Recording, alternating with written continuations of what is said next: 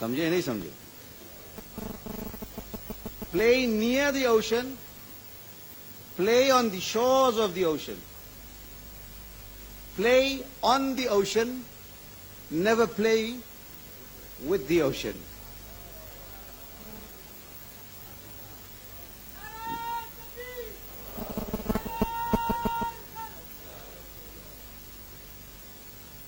We have amongst us the most senior of the ulama of the Ahl Sunnah wal Jama'ah in the Indo-Pak subcontinent.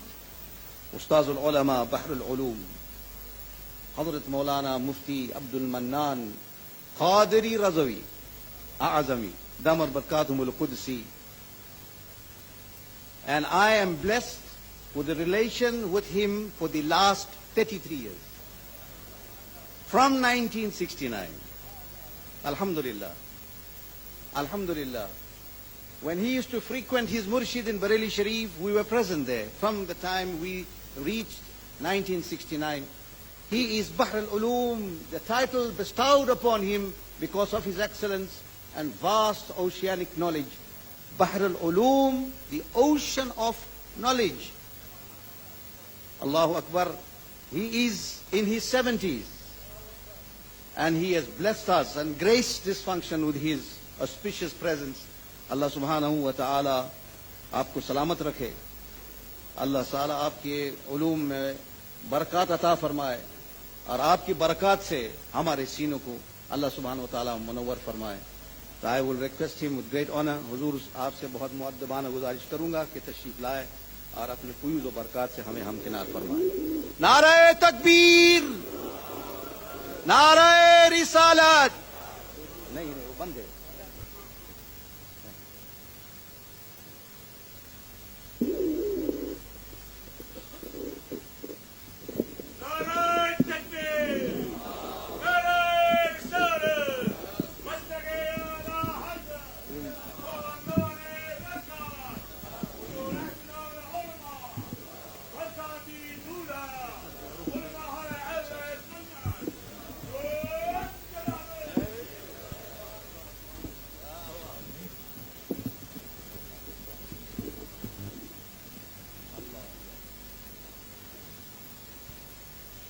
نحمده ونصلي على حبيبه الكريم أما بعد فأعوذ بالله من الشيطان الرجيم بسم الله الرحمن الرحيم تلك الرسل فضلنا بعضهم على بعض منهم من كلم الله ورفع بعضهم درجات.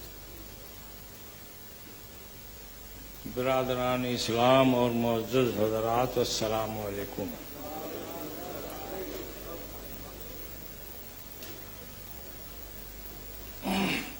وقت نہیں ہے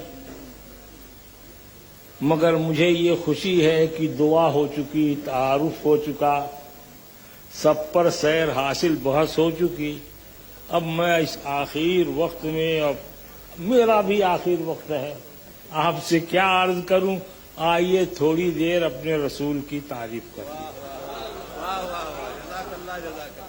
اللہم صلی علی سیدنا و نبینا مولانا محمد وبارک وسلم. دنیا میں جتنے لوگ آسمانی کتاب کے ماننے والے ہیں سب یہ کہتے ہیں کہ اللہ پاک نے انسانوں کی ہدایت کے لیے رہنما، رہبر، ریفارمر اور رسول و پیغمبر بھیجے.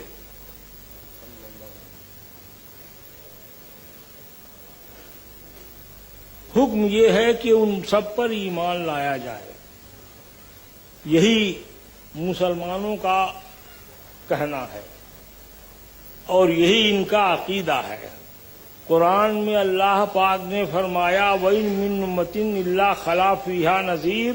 کوئی قوم نہیں گزری اور جماعت اور طبقہ نہیں گزرا جہاں رسول اور پیغمبر نہ آئے ہوں. اللہ پاک فرماتا ہے کہ آمن الرسول بما انزل الیہ. رسول ایمان لائے وہ جو ان پر نازل کیا گیا، اور مومنین ان تمام رسولوں پر جو آئے، اور کتاب پر، آخرت پر. تو معلوم یہ ہوا کہ ان رسولوں میں جتنے بھی آئے ہوں شمار کرنے کی ذمہ داری ہمارے اوپر نہیں ہے، ان سب پر ایمان لانا یہ مسلمانوں کا سیوا ہے۔ لیکن ان رسولوں میں آپس میں کوئی بزرگ ہے، کوئی بزرگ تر ہے، کوئی افضل ہے، کوئی افضل ترین ہے، کوئی اعلیٰ ہے، کوئی فوق الاعلیٰ، نور علی نور۔ اللہ فرماتا ہے، جو یہ آیت میں نے آپ کے سامنے پڑھی اس میں پروردگار ارشاد فرماتا ہے یہ رسول ہیں جن میں ہم نے بعض کو بعض پر فضیلت دی، کتنوں سے کلام کیا، منہم من، ان میں سے وہ ہیں کہ جن سے ہم نے کلام کیا بے واسطہ، اور وہ ہیں کہ جن کو ہم نے روح القدس سے تائید فرمائی، اور بیچ میں وہ ہیں کہ جن کو درجوں بلندی دی۔ سبحان اللہ، ہاں، مقدار نہیں بیان کیا، حد نہیں مقرر کی۔ اگر خاموش رہوں میں تو تو ہی سب کچھ ہے، کیا بات ہے، اگر خاموش رہوں میں تو تو ہی سب کچھ ہے، جو کچھ کہا تو تیرا حسن ہو گیا محدود۔ مفسرین کہتے ہیں کہ یہ کلیم اور مسیح کے بیچ میں بعض کے پردے محبوبی میں جس محبوب کا نام نہیں لیا گیا اور بعض کہہ دیا گیا، وہ سید عالم جناب محمد رسول اللہ صلی اللہ تعالی علیہ وسلم ہیں، کیونکہ محبت کا طریقہ یہی ہے کہ جسے چاہیں کبھی کبھی بے نام بھی ان کی یاد کریں۔ ہاں، اے گل بدو خرسندم تو بوئے کسے داری۔ سبحان اللہ، نام نہیں لیا، حالانکہ محبوب کی خوشبو ہے اس لیے ہم تجھے پسند کرتے ہیں، تو اس لیے اے گل بدو خرسندم تو بوئے کسے داری۔ ہمارے سرکار سید عالم سب سے افضل ہیں۔ علماء کی زبانی آپ نے بہت سنا، ایک مغربی مفکر کی زبانی سنیے، غالباً باسورتھ اسمتھ نام اس کا ہے، وہ لکھتا ہے کہ محمد صلی اللہ تعالی علیہ وسلم میں 3 باتیں اتنی بڑی ہیں کہ اگر ان میں سے ایک بات بھی کسی میں ہو تو وہ سب سے بڑا انسان ہونے کے لیے کافی ہے۔ پہلی بات یہ ہے کہ پیغمبر اسلام نے ایک بہت بڑی قوم کی بنیاد رکھی۔ دوسری بات یہ ہے کہ محمد عربی صلی اللہ تعالی علیہ وسلم نے ایک عالمگیر حکومت کی بنیاد رکھی، اور تیسری بات یہ ہے کہ حضور سید عالم صلی اللہ تعالی علیہ وسلم ایک دائمی مذہب کی بنیاد رکھی۔ بات اس نے کہہ دی، مجھے گھڑی بھی بار بار دیکھنا ہے تو اب میں تھوڑی دیر آپ کو بتاتا ہوں کہ قومیت کیا ہے۔ کچھ لوگ یہ کہتے ہیں کہ ایک جغرافیائی حدود میں جو انسان ایک جگہ رہتے بستے ہیں وہ ایک قوم ہے، یعنی قوم وطن کی بنیاد پر بنتی ہے۔ ہمارے بھارت میں بہت دنوں تک اس کا جھگڑا رہا، اور مولویوں کا ایک طبقہ تھا، وہ یہ کہتا تھا کہ صاحب قومیں وطن کی بنیاد پر بنتی ہیں، مذہب کی بنیاد پر نہیں بنتی۔ ڈاکٹر اقبال سے نہیں رہا گیا، انہوں نے چند اشعار کہے کہ عجم ہنوز نہ داند رموز دین ورنہ، عجم ہنوز نہ داند رموز دین ورنہ، ز دیو بند حسین احمد اینچ بلا جبیس، سرود بر سر منبر کے ملت از وطن است، چبے خبر ز مقام محمد عربیس، بمصطفیٰ برساں خیش را کہ دی ہموس، وگر بہو نہ رسیدی تمام بول حبیس۔ بڑی تعجب کی بات ہے کہ یہ مولوی لوگ رسول اللہ کے دین کا بھید نہیں جانتے اور کہتے ہیں قومیں وطن سے بنتی ہیں، کلمے سے نہیں بنتی ہیں۔ کیسے لوگ ہو گئے ہیں؟ سنو جی سنو، رسول اللہ کی پیروی کرو تب تو ایک ہو، نیک ہو، کامیاب ہو، فائز المرام ہو، اور اگر ان سے پھرے تو ابو لہب کے پیچھے گئے۔ تو ایک یہ بھی نظریہ تھا۔ دوسرا نظریہ یہ ہے کہ قوم نسل اور خاندان کی بنیاد پر ترتیب پاتی ہے، جیسے جرمنی قوم ہے، جیسے رومی قوم ہے، جیسے ہندوستان میں بھی بہت ساری قومیں ہیں، تو وہ خاندان کی بنیاد پر، آباء و اجداد کی بنیاد پر قومیں بنتی ہیں۔ کسی کا کہنا یہ ہے کہ ایک زبان جن لوگوں کی ہو وہ ایک قوم شمار کیے جاتے ہیں، کسی کا کہنا یہ ہے کہ ایک قسم کی معاشرت، رہن سہن اور ضروریات اور حاجتیں جن کی ہوں ان کو ایک قوم کہا جاتا ہے۔ میں نے کامریڈ اسٹالن کی کتاب مسئلہ قومیت پڑھا، اس میں یہ کہتا ہے کہ حقیقت میں ہو سکتا ہے کہ قومیت کی تشکیل میں ان سارے اسباب کا کچھ نہ کچھ اثر ہو، لیکن حقیقت یہ ہے کہ وہ کسی ایک چیز کی خصوصی بنیاد پر نہیں بنتی، مختلف ضرورتیں اور مختلف اسباب ہیں جو ایک جگہ مل جاتے ہیں تو ایک قوم بن جاتی ہے۔ جب ہمارے سرکار آئے تو دنیا یہی کہہ رہی تھی، مگر میرے آقا نے فرمایا کہ ٹھیک ہے، پہلے قومیں وطن کی بنیاد پر بنتی رہی ہوں، زبان کی بنیاد پر بنتی رہی ہوں، نسب العین کی نسب کی بنیاد پر بنتی رہی ہوں، اور ضروریات متحدہ اور معاشرت متحدہ کی بنیاد پر بنتی رہی ہوں، لیکن یہ محمد الرسول اللہ کا کمال ہے کہ انہوں نے جس قوم کی بنیاد رکھی، لا الہ الا اللہ محمد الرسول اللہ پر رکھی، دنیا کو آپ نے خطاب یہی فرمایا، یا ایھا الناس قولوا لا الہ الا اللہ تفلحوا، اے لوگو لا الہ الا اللہ کہو تو کامیاب ہوگے۔ تو حضور صلی اللہ تعالی علیہ وسلم نے صرف کہا ہی نہیں، اور لوگ یہ نعرہ سن کر رسول اللہ کی قومیت میں، مسلم جماعت میں شامل ہونے لگے۔ کیا کیفیت؟ اب میں آپ سے کیا عرض کروں، حضرت سلمان فارسی ہیں، فارس کے رہنے والے ہیں، کسی نور مبین کی تلاش میں بازاروں میں بکے، چوراہوں پر نیلام ہوئے، دیس دیس پھرے، ادھر ادھر غلام بنے، چلتے چلتے اس جگہ آ گئے جہاں رسول اللہ آنے والے تھے، غلغلہ نبوت سنا، تار پر چڑھے، کھجور پر چڑھے کام کر رہے تھے، دل بے چین ہو گیا، دوڑے بھاگے خدمت میں آئے، آج دیکھا، کل دیکھا، پرسوں دیکھا، اور پڑھا کلمہ لا الہ الا اللہ محمد الرسول اللہ۔ اب اگر ان سے کوئی پوچھے کہ سلمان تم کس خاندان کے ہو، تو فرماتے تھے سلمان ابن اسلام، ابن اسلام، ابن اسلام 70 مرہ۔ نعرہ تکبیر، سلمان کا باپ بھی اسلام ہے، سلمان کا دادا بھی اسلام ہے، اس کا پردادا بھی اسلام ہے، سبحان اللہ، 70 پشت تک یوں ہی گنتے چلے جاؤ۔ بندے عشق شدی ترک نسب کن جامی، بندے عشق شدی ترک نسب کن جامی، کی دری راہ فلاں ابن خلا کیجیے نیز۔ تو محمد رسول اللہ کے یہ غلام ہیں اور ان کی شان یہ ہے۔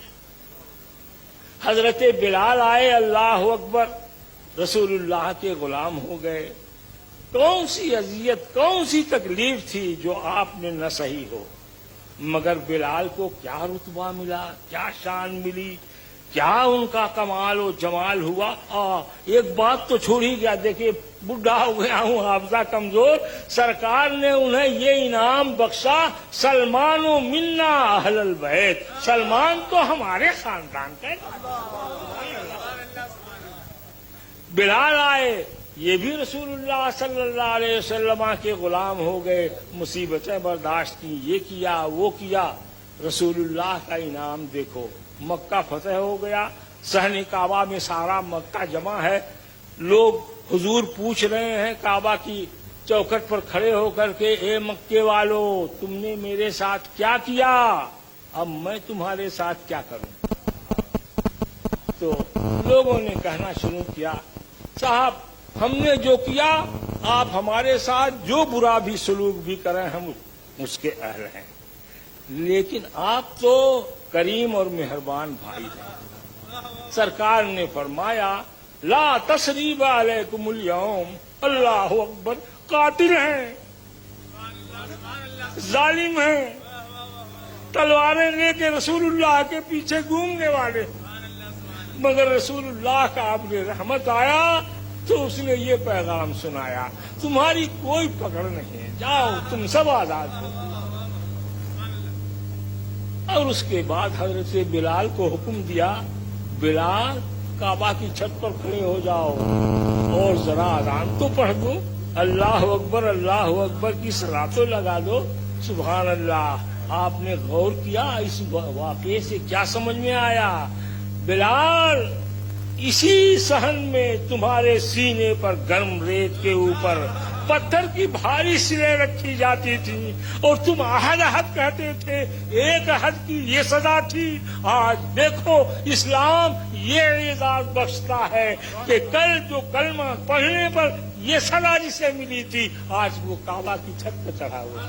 نعرہ تکبیر، نعرہ رسالت، حضرت بحر العلوم.